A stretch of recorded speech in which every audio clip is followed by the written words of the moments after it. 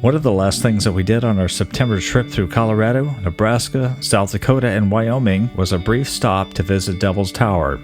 It's located in the Black Hills about 60 miles from Gillette, Wyoming. My introduction to Devil's Tower was my grandmother's National Geographic book, and later the movie Close Encounters of the Third Kind, in which the tower figures prominently.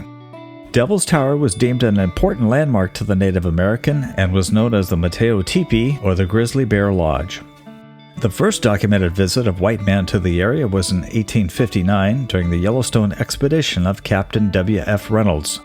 The name of Devil's Tower was applied 16 years later during the U.S. Geological Survey of Colonel Richard Dodge. In 1906, Devil's Tower became the country's first national monument thanks to President Theodore Roosevelt. The massive column of rock was first climbed in 1893 by means of a wooden ladder. Traces of that historic ladder are located on the southeast side of Devil's Tower. Each year, about 5,000 people climb Devil's Tower. Since that inaugural climb back in 1893, only 5 climbing deaths have occurred. But there is one incident in which someone wanted to walk on the top without climbing.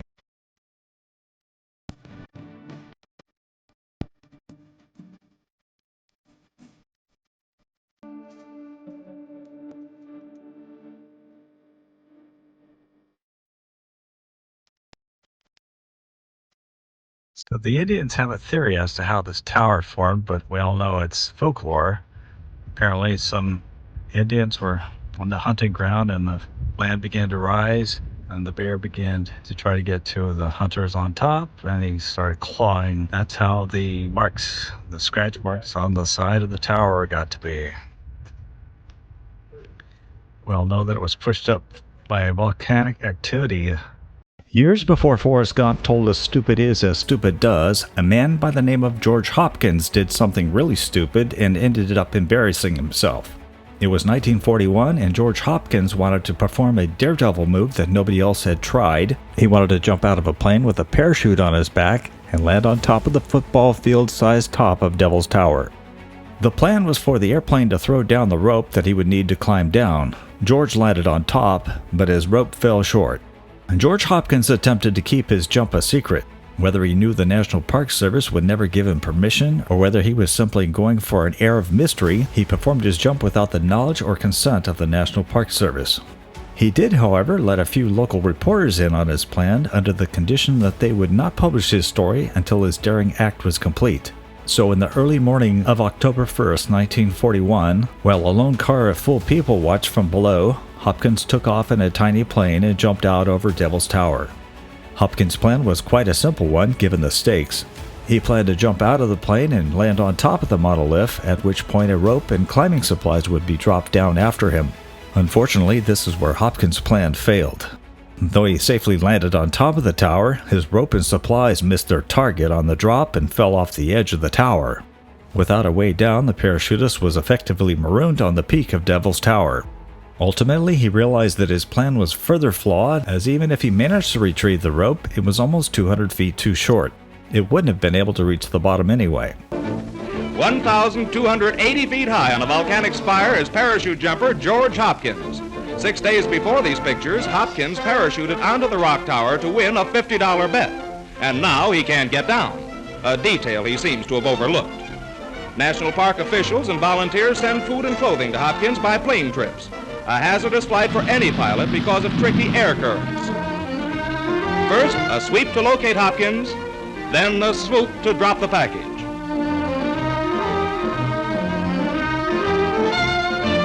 Peg ladders are used by veteran mountain climbers who each day scale a little nearer the top. Rain and ice hamper rescue efforts. Weary ground watchers have a message for Mr. Hopkins when he does get down. It's something about, look before you leap. After realizing that Hopkins wasn't coming down, either his pilot or the newspaper editors reported him to park authorities. To say that Hopkins was in trouble was an understatement. Another rope was dropped the next day, but that didn't go according to plan either. After landing, the rope became tangled and later froze due to the wind, snow, and condensation atop the rock. Try as he might, Hopkins couldn't get the knots out of the frozen rope. The National Park Service fielded offers from the Navy to airlift Hopkins out with a helicopter, and from Goodyear, who offered to fly in their signature blimp for a rescue mission, but both were deemed too dangerous. Over the next 6 days, Hopkins remained on top of the rock as officials attempted to come up with a way to get him down. Supplies were regularly dropped to him, such as a bullhorn, a blanket, and some food. At one point he asked for whiskey, which he claimed was for medicinal purposes. Finally, the Park Service decided it would be best for someone to retrieve Hopkins personally. Jack Durrance was their best option. The experienced climber had been one of the first people to ever climb the tower a few years earlier and was deemed the most qualified. He was more than willing to lend a hand and traveled all the way from New Hampshire, where he was attending school, to do so. Finally, 6 days later, Durrance climbed the tower and helped Hopkins down. Though he was unharmed, Hopkins was clearly tired after his endeavor. "I bet I counted the big boulders on that damned mountain peak 1,000 times," he said when he was asked how he spent his time. "I gave them all names you couldn't print if I told you what they were." The Devil's Tower incident was such a major news item that at least one editorial cartoonist borrowed the theme to depict presidential candidate Wendell Willkie rescuing the GOP elephant from the top of the mountain. Another cartoonist reflected on the American news media's misplaced priority of covering the careless skydiver who got himself into trouble, than covering a war raging in Europe. After the incident at Devil's Tower, George Hopkins went on with his life, joining the army and teaching paratroopers in China and Russia. He moved to Mexico, where he did some flying, and got married to a woman by the name of Adelita. He later moved to California and enjoyed some attention when he returned to Devil's Tower with his wife and 3 children. My research concluded that George and his wife lived in Whittier in Southern California, where he died on October 9, 1977 at the age of 63. He is buried at the Rose Hills Memorial Park in Whittier. George's brave and daring, some say foolish stunt of 1941 is remembered at the site where this plaque gives a rundown of the facts.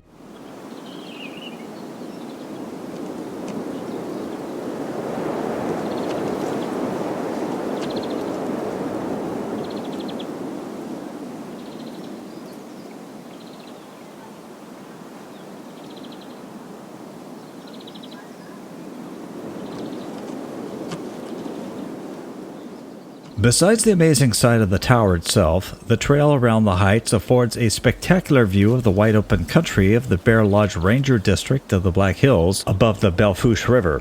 This location is Crook County, which you may have guessed is named after General George Crook, who fought Indians around the country. In fact, he was once the target of Crazy Horse and had been wounded by an arrow shot in battle. Later, Crook turned his attention to Geronimo and the Apache in Arizona, where this photograph was taken of Geronimo's camp before his surrender on March 27, 1886, in the Sierra Madre Mountains of Mexico. Geronimo escaped 3 days later. On the trail to the base of the tower are shreds of fabric tied to branches of bushes, which symbolize the prayers of those who left him.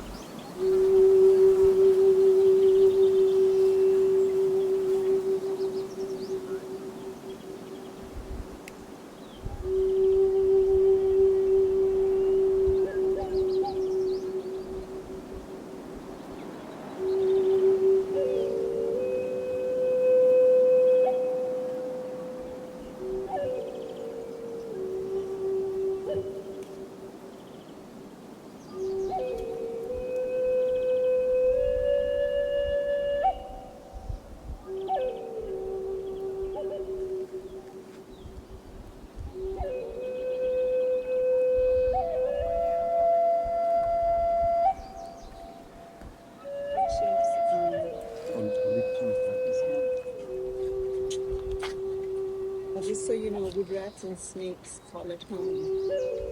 They call it home? Wood rats and snakes.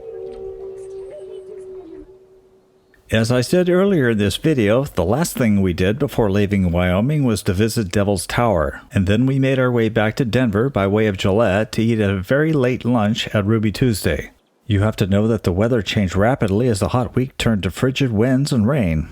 I shot this video for social media to tease the folks back home in California who were finding some relief from straight days of triple-digit heat. Okay, just to let you folks in California know, we're in Gillette, Wyoming, and holy crap, it is cold here and thunder, lightning. It's very cool.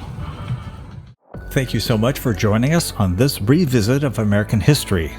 We'd enjoy reading any comments that you can leave about what you saw here. Please subscribe to History Hunters if you haven't already done so, and help us reach our goal of 100,000 subscribers in 2023. It also helps us if you can hit the like button and share this channel with your friends. We appreciate all the support we have enjoyed thus far.